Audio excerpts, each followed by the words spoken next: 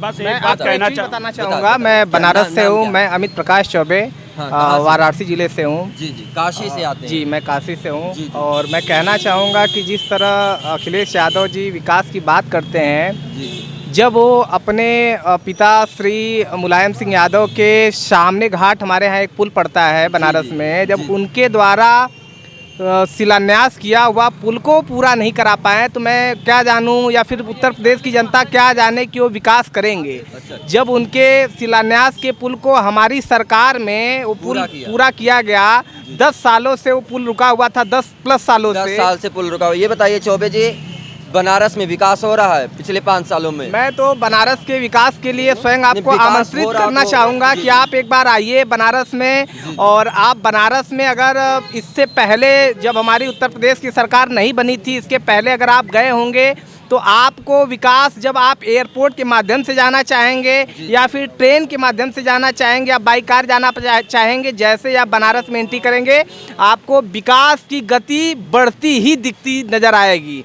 क्योंकि उत्तर प्रदेश सरकार 2017 के बाद जो बनारस का विकास हुआ, वो विकास की मतलब कह पाना ही बहुत बड़ी चीज़ है। जिस तरह वहाँ के रोड बने, जिस तरह मतलब हम 2014 के बाद बनारस बदला। 2014 के बाद बनारस का बदलाव बहुत ही बेहतर हुआ है। अभी मैं श्री काशी विश्वनाथ कॉरिडोर की बात करूं, हमारा आस्था का केंद्र बनारस वासियों के लिए श्री काशी विश्वनाथ है। जी जी मैं दावे के साथ कह सकता हूं, पिछले मैं 7 सालों से एवरी मंडे दर्शन करने जाता हूं। अच्छा। वहाँ की जो व्यवस्थाएं थी, इतनी सकरी गलियां, बाहरी लोग आते थे, समस्याओं का संकट होता था, रोड पे गोबर होते थे, गाय, बहुत सारी समस्याएं होती थी। लेकिन अभी इस समय अगर आप जाएंगे तो आपको 50,000 वर्ग मीटर में जो मंदिर परिसर बना हुआ है, बखूबी इत्मीनान से आप दर्शन पूजन कर पाएंगे। वहाँ पे सारी व्यवस्थाएं, सुविधाएं आपको इस समय मिलेंगी।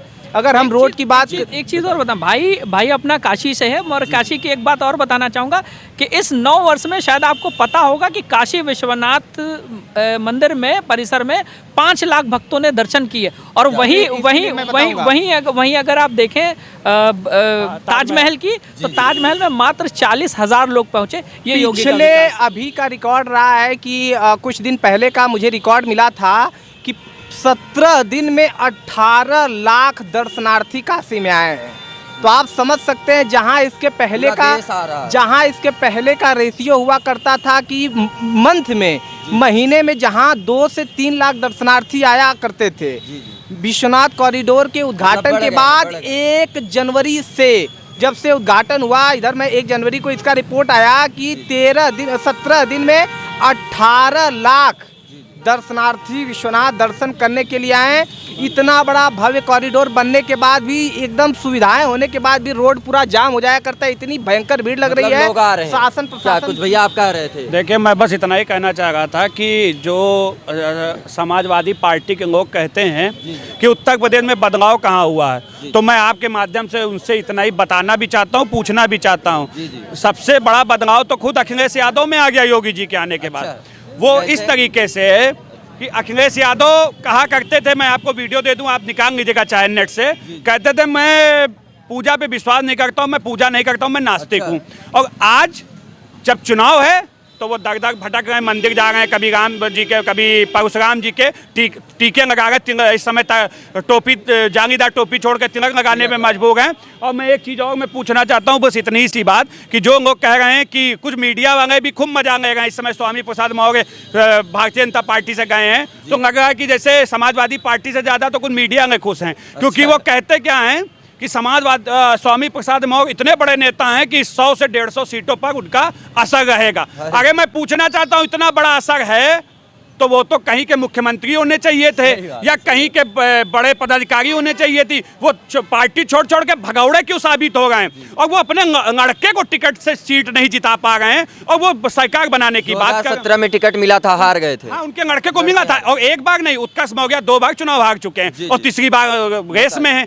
देखिए, सबसे बड़ी चीज़ है अपराधियों का अपराधीकरण। इस सरकार में जो अखिलेश देख रहे हैं, आपने देख ही लिया किस तरीके से इन्होंने जो टिकट दिए हैं, चाहे कांग्रेस के टिकट आए हों, उसमें CA NRC के जो विरोध कर रहे थे उनको टिकट दिया। इन्होंने नाहिद हुसैन आपने देखा कि किस तरीके से उसको टिकट देने का, जिसके ऊपर आपराधिक मामला, जिसने हिंदुओं को कह दिया था कि अपना सामान लेके वापस यहाँ मत आना, ऐसे लोगों को टिकट देकर ये 10 मार्च को सत्ता में वापसी करना चाहते हैं। प्रदेश का हिंदू, प्रदेश की जनता जाग चुकी है।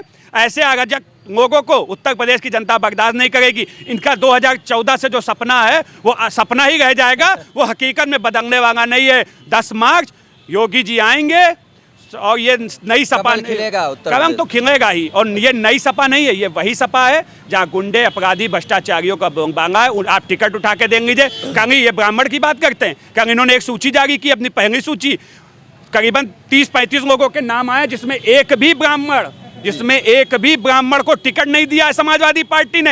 ये ब्राह्मणों की बात करते हैं।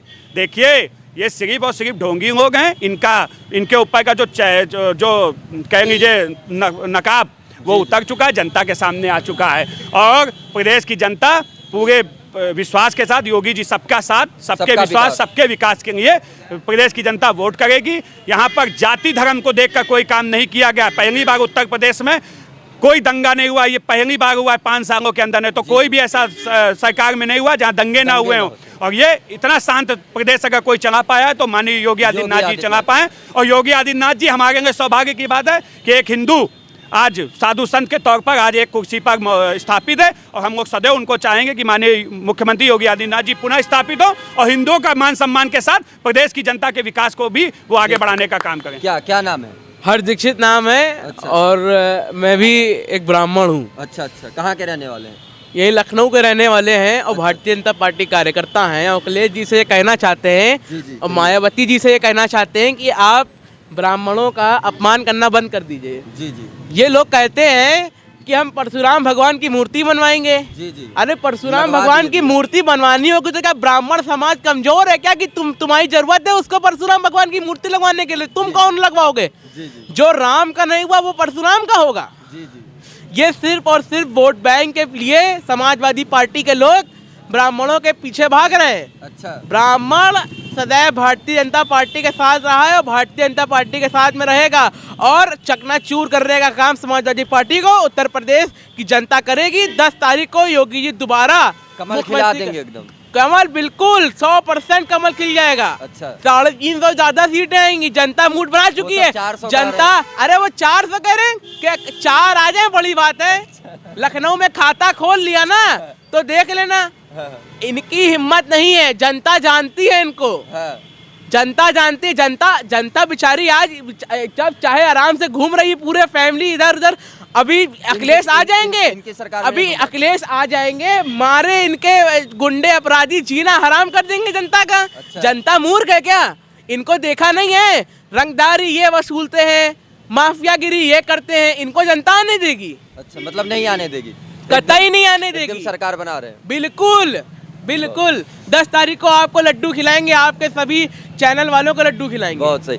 चलिए दोस्तों, आज हम थे हजरतगंज में, आपको ये दिखाने का प्रयास कर रहे थे क्या माहौल है उत्तर प्रदेश का। उत्तर प्रदेश की जनता किसको चाहती है, किसको मुख्यमंत्री बना रही है। हम आपको ऐसे ही दिखाते रहेंगे, बताते रहेंगे क्या माहौल है यूपी का। बहुत बहुत धन्यवाद आप सभी का।